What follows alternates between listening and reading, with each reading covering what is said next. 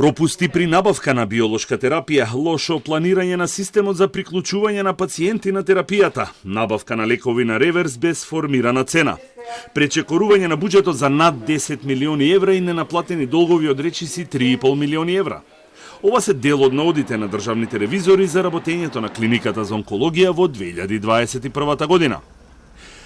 При ревизијата на финансиските извештаи на сметката за собствени приходи, ревизорите констатирале дека има слабости во планирање, реализација и контрола на надоместок за набавка на биолошка терапија, отсуство на протоколи и критериум за приклучување на пациенти на биолошка терапија, нецелосен попис на побарувања и обврски, како и ненаплатени долгови од Министерството за здравство во износ од 161 милион денари и 50 милиони денари од јавни здравствени установи.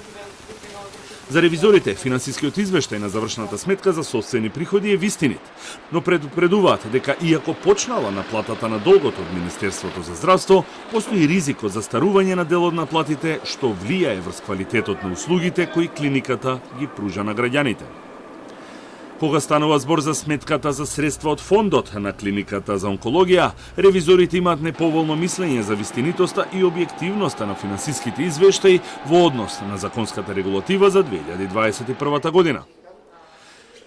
Ревизорите утврдиле дека клиниката превзела обврски над одобрениот буџет за 2021 година и креирала долг од 647 милиони денари, поради што клиниката е тужена за ненаплатени фактури за лекови и медицински материјали.